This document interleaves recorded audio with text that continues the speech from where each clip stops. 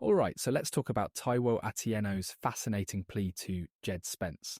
He's essentially urging him to consider representing Kenya, the Harambee Stars, over England or even Jamaica. What really stood out to me here, Amber, apart from the obvious football dynamics, is how Atieno draws on his own pretty remarkable journey. I mean, the guy was born in England, dual heritage, and he fought through these intense bureaucratic hurdles just to wear the Kenyan shirt back in 2009. It's such a compelling backdrop to his appeal, don't you think? Absolutely. And honestly, Eric, it's kind of inspiring. Like, Atieno didn't just talk the talk, he lived it, right? He had to navigate all that red tape to even qualify to play for Kenya. And now he's framing Spence's decision as not just a career move, but something way bigger than football. I mean, he's talking about culture, influence, even legacy. That's huge. Right, and he's framing Spence as potentially being this transformational figure, not just on the pitch, but for an entire nation. It's about more than just scoring goals or defending the wing. Atieno's saying, look, Kenya's football landscape is changing. It's evolving. And this is Spence's chance to be at the centre of that evolution, to lead and inspire, rather than, let's face it, compete for a spot in such a crowded England lineup. Yeah, and let's not forget, Eric, Spence would basically be a guaranteed starter for Kenya, right?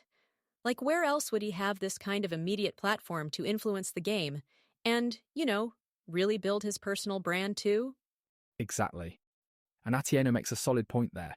He's painting this picture of what Spence could achieve. Regular game time, leadership, playing in AFCON, maybe even shaping the future style of Kenyan football itself. For a player like Spence, who's known for his pace and flair, it's a rare opportunity. Totally. Plus, he's got this dual identity thing working in his favor. Like, why not embrace the Kenyan side of it? Atieno talks about this in such an emotional way. It's like he's saying, hey, this isn't just about playing in tournaments. It's about being a symbol for an entire generation. That's heavy stuff, Eric. It really is. And it makes you think, especially when Atieno mentions how Spence could become a cultural beacon, not just a sporting one. There's this larger-than-life legacy aspect he's talking about, making the decision feel so much bigger than it looks on the surface. Eric, hearing Atieno's perspective really got me thinking. Spence is at such a pivotal point in his career right now. I mean, we're talking about a player who's already shown his potential at the U21 level for England, but he hasn't quite managed to break into the senior team yet. That kind of situation really feels like a crossroads, doesn't it? Exactly, Amber. And what's fascinating here is just how unique that crossroads really is. Spence has this opportunity, not to wait in line behind an already stacked group of wingbacks in England, but to step into a leadership role with Kenya. It's not just about playing football, it's about redefining the national football narrative. I mean, to be part of a country's first FIFA World Cup qualification campaign? That's, legacy defining, wouldn't you say? Oh, 100%. I mean, let's be real. England doesn't exactly need more right-backs, right? But Kenya? They need a guy like Spence to bring that energy, that flair, and, help shape the future of their program. And what an opportunity for him to, become not just a player, but a leader who inspires others. How many players ever get a chance like that? Not many, Amber. And with Spence, the timing couldn't be better.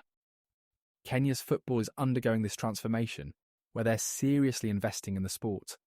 They're ambitious. FIFA World Cup qualification, restructuring their youth systems. It's all happening. Bringing in someone like Spence could be the catalyst they need to really solidify that growth. Yeah, and given his skill set, like his speed and dribbling ability, that kind of style makes him the perfect guy to really change how Kenya approaches the game. It's not just about what he does on the field, right? It's about giving the next generation of players someone to look up to, someone who shows what's possible. It's got this domino effect kind of vibe, Absolutely, and that's what I find most intriguing here. If Spence chooses Kenya, he's not just joining a team, he's becoming the face of a movement. Atieno touched on this idea that Spence could be this cultural and sports icon, shaping not only the team's playing style, but its entire identity for years to come. That's a role that's just not, and I really mean this, just not available to him in England. Totally. And, I mean, Eric, let's think even bigger picture. This isn't just about football anymore. Spence is in this position where his decisions could impact, like, economics, culture, and visibility for East African sports. That's massive. Just imagine if Kenya makes it to a World Cup and he's there leading the charge. It's the kind of story you don't see every day. Right, and it's all about vision, isn't it? Spence has the chance to be a visionary leader, not just for Kenya, but for East Africa as a whole. It's this rare convergence of talent, opportunity, and timing, where he could genuinely leave an indelible mark on football history. You know, Amber, after unpacking everything about Spence and what he could mean for Kenyan football, it really brings me to this big, overarching question. How does someone like Djed Spence define his career and, really, his identity in the world of international football? I mean, for players with dual nationality, that's got to be one of the biggest decisions they'll ever make, right? Totally. And it's not just about football, Eric. It's about culture, legacy, and identity. Three things that are super personal and really tough to navigate. Take Kalidou Koulibaly, for example. Choosing Senegal over France wasn't just symbolic, it was a statement. And look how much pride and inspiration he's brought to Senegalese football. I think Spence is kind of looking at a similar crossroads here. Exactly. Koulibaly showed that embracing your heritage can lead to something so much bigger than yourself. For Spence, choosing Kenya could be an opportunity, probably his only opportunity, to step outside the shadow of English football's enormous talent pool and instead become a foundational figure in the transformation of Kenyan football culture. Right! And think about how unique that is. He wouldn't just be another guy trying to make the starting lineup. He'd be the centerpiece of an evolving team, a growing organization, and, really, a whole continent's sports narrative. That's something England just can't offer him. And the ripple effects, Amber, would be incredible. On the pitch, off the pitch, you've got the socio-economic boost Spence could bring to East African football.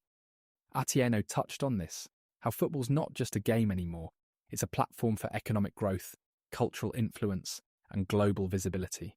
Spence would be helping to lay the groundwork for a new era. Exactly.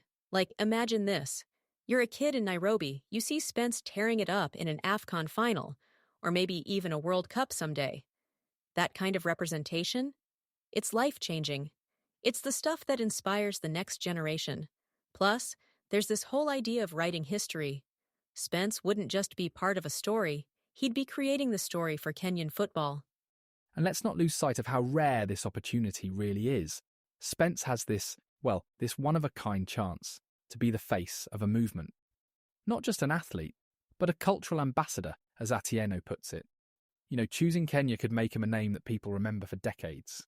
Yeah. And at the end of the day, it's not about picking one country over another. It's about picking a vision for yourself and your career. And for Spence, that vision could mean making a real impact. Not just scoring goals, but changing the sport for an entire region of the world. Absolutely. And whether or not he chooses Kenya, I think what we've seen through this conversation is how profound these decisions can be. Not just for players like Spence, but for the millions of people they inspire. All right, Amber, I think that's a great place to wrap. Thanks for joining me on this one.